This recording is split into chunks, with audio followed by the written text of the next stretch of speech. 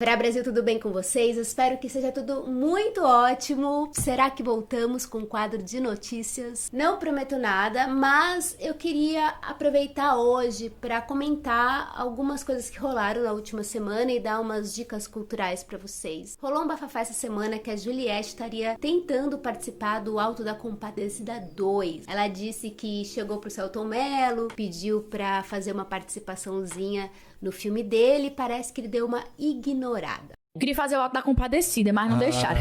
Pedi pra Celto Mello, mandei uma mensagem pra Celto Mello. Ei, tem como eu aparecer aí atrás, nem que seja vendendo um picolé, dando um tchau, qualquer... O meu sonho era aparecer só assim, ó, atrás. Sem eu mesma, perdida no meio do Alto da Compadecida. Aí ele riu, ele falou assim, ai, vamos ver, não sei o que, mas até hoje. Gente, eu não tô aqui pra falar mal da Juliette. Eu nem a conheço direito, não é sobre isso, tá bom? Porque eu sei que tem pessoas que adoram essa mulher. Mas eu quero aproveitar que isso tudo aconteceu para pontuar algumas coisas que eu considero muito relevantes e talvez o público comum nem saiba. E tudo bem também. Os fãs, eles reagiram muito mal ao que aconteceu e eles disseram que o cinema nacional perderia muito sem a presença dela. Quero fazer um parênteses rapidamente, já que estamos falando de Selton Mello, porque eu gravei um vídeo falando da audiosérie França e o Labirinto e eu não só falo dessa série que é protagonizada pelo Selton Mello, como também eu conto, faço uma linha do tempo da história das rádios novelas, enfim, tá muito legal esse vídeo, então vai lá assistir, vou deixar aqui na descrição. Voltando, eu quero pontuar 3 coisas a respeito do que aconteceu. Em primeiro lugar, o Alto da Compadecida é um clássico do cinema nacional e ele não precisa de ninguém que o ajude a ter relevância ou bilheteria, né? Antes mesmo de estrear, esse filme já é um sucesso porque ele tem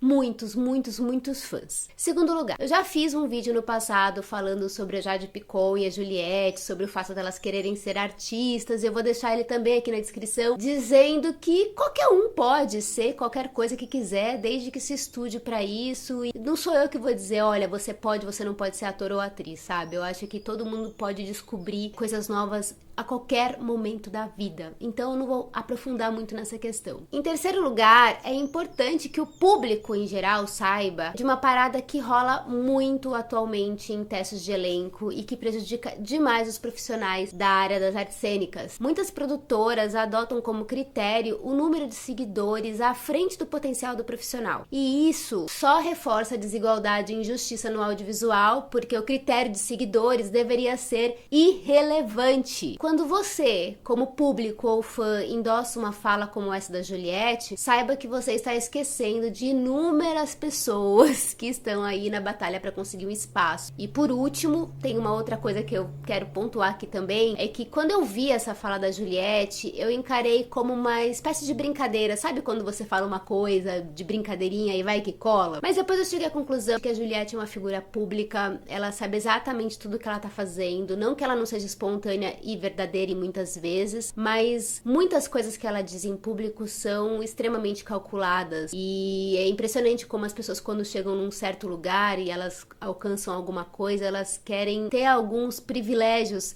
mais privilégios do que os que ela já tem, e se permitem, né, falar determinadas coisas, o que não colabora em nada nas questões da batalha profissional dos artistas envolvidos nas artes cênicas, porque é uma coisa extremamente séria isso que acontece. Já vi amigo meu deixando de pegar filme porque não tinha seguidor suficiente, sendo que ele tinha ido bem no teste. Então, assim, é muito injusto quando a gente vê uma pessoa que é influencer, que tem milhares de seguidores, ou que já tem uma trajetória na música ou em outro segmento artístico, que ele vai e passe na frente de um monte de gente que tá aí na batalha, sabe? E não é justo. Não que o mundo seja justo, a gente sabe que não é, mas é uma coisa pra se pensar e pra refletir. Não, o Vuratatá não virou um canal de fofoca, mas rolou uma outra polêmica essa semana que eu quero muito comentar, que eu acho que tem tudo a ver com tudo que a gente conversa aqui nesse canal. O Felipe Neto fez um comentário infeliz sobre um livro que ele leu e que supostamente esse livro é ruim. Abre aspas.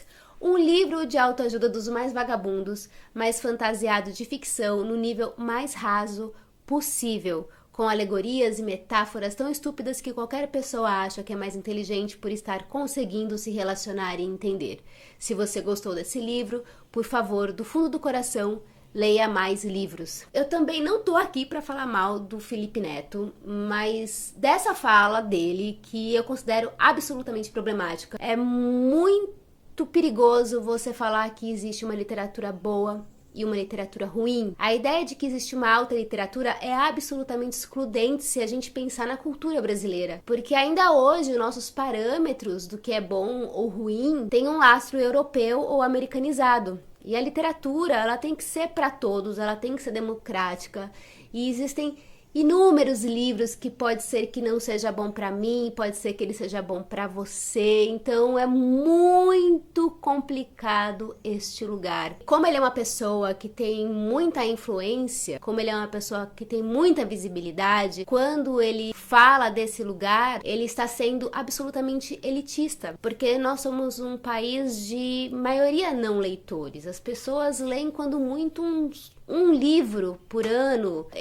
Você que assiste esse canal, muito provavelmente tem o hábito da leitura e faz isso com muita frequência ou com uma frequência maior do que a maioria da população brasileira. Mas essa não é a nossa realidade. E a gente tem que batalhar para que a literatura efetivamente seja democrática e tirar esse lugar de que isso é muito bom e isso aqui é muito ruim, eu descarto. Eu lembrei desse livro aqui que eu já recomendei inúmeras vezes, que é o Literatura, Pão e Poesia, do Sérgio Vaz. Ele tem um texto aqui no final que chama-se Quem Lê Enxerga Melhor. Tem um vídeo que eu fiz em que eu leio esse texto, então eu não vou fazê-lo aqui agora, senão fica muito enfadonho, mas eu até vou deixar aqui na descrição caso vocês queiram ler. Por que eu tô recomendando esse livro? Porque o Sérgio Vaz, ele é um cara que veio da periferia e ele tem um trabalho absurdo na quebrada, sabe? Com população vulnerável também, né? Ele fez muitos trabalhos dentro da Fundação Casa e ele leva poesia para as pessoas. E ele democratizou, ele fez um sarau que chama Cooperifa, um bar em que tem livros por ali, todo mundo que quiser pode pegar um livro ali. E ali vai ter tudo quanto é tipo de livro, tudo quanto é tipo de literatura. Inclusive, algumas que pode ser até considerado baixa literatura por alguns. Não importa, você tem que começar de algum lugar, você tem que democratizar esse lugar da literatura, né, da leitura, do prazer. No vídeo que eu fiz sobre a história das rádios novelas, a literatura na rádio, né, e inclusive a rádio, ela teve um boom de sucesso no começo, porque grande parte da população brasileira não sabia ler. A escuta era muito mais democrática. A literatura, ela começou a chegar nas pessoas, a literatura de folhetim, pelas rádios, né, e fez com que muitas pessoas tivessem acesso, porque elas não sabiam ler.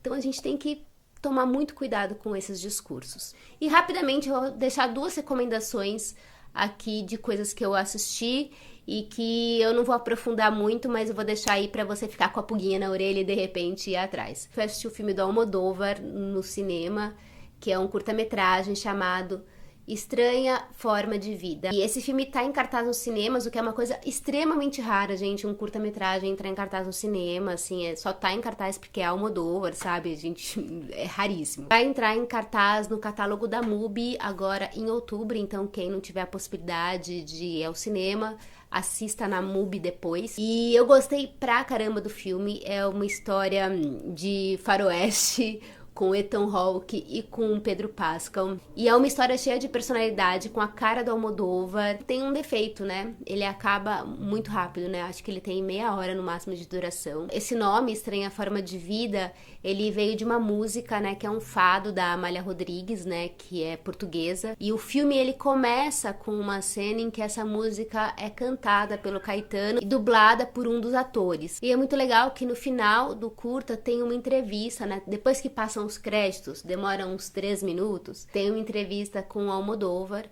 em que ele vai falar do processo criativo dele de forma bastante aprofundada até. Achei até que a entrevista foi longa, bem gostosa de escutar os processos dele, da onde surgem as ideias. Ele tem o hábito de ir escrevendo pequenas historinhas que pode ser parte de grandes filmes, né, ou não. E essa história já tinha sido escrita há um certo tempo, e aí ele pensou que poderia ser um curta, né? O que não é muito comum, porque geralmente diretores consagrados como ele não fazem curtas no final da carreira, né? Curta geralmente é o começo da carreira de um cineasta. Mas agora ele tá querendo explorar mais esse lugar do curta-metragem. É o segundo curta-metragem que ele faz em língua inglesa, né? Então vale muito a pena assistir. E uma outra coisa que eu queria falar rapidamente, eu adoro aquela série Sex Education que tem na Netflix. Eu assisti todas as temporadas e agora estreou a última temporada, né, e quarta temporada, e acabou mesmo, né, não vai ter mais nada depois. E eu queria dizer que eu continuo gostando bastante da série, mas é a temporada que eu menos gostei. Entram muitos personagens novos na trama, e aí tira o foco um pouco dos personagens protagonistas. E eles querem falar de muita coisa, sabe? Abarcar todas as questões das minorias, da diversidade, porque é uma preocupação, né, dessa série, falar da diversidade. Mas eu acho que quando você quer falar sobre muita coisa, você acaba não falando sobre absolutamente nada, né? Não absolutamente nada. Eu acho que fica muito frágil tudo, né? Não vou ser também muito cruel. Tem desenvolvimento de personagens que ficaram bastante rasos, principalmente do Otis e do Eric, que são um dos protagonistas, então acho que deixou muito, muito a desejar. Mas eu quero destacar que tem a personagem da Maeve, que o sonho dela é ser escritora, e tem cenas maravilhosas dela, que conta a trajetória dela para ela chegar a realizar esse sonho, né?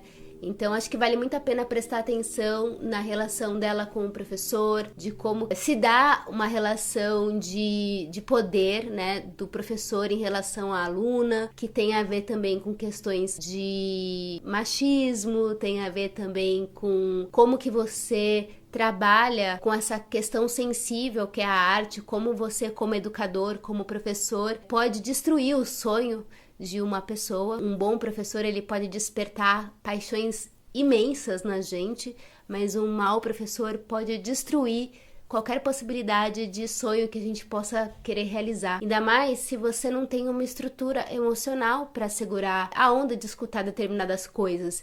E principalmente, né, porque são adolescentes, né, 17 anos, e com 17 anos a gente é muito mais frágil e muito mais influenciável, né? A gente acaba confiando na opinião de um adulto, de um professor. Então acho que é isso por hoje. Eu queria trazer algumas dessas coisas para vocês. Espero que vocês tenham gostado desse vídeo aqui, bate-pronto de notícias que eu fazia muito antigamente, mas que as coisas vão se transformando ao longo do tempo. Deixem aqui as considerações de vocês, é sempre muito bom escutá-los.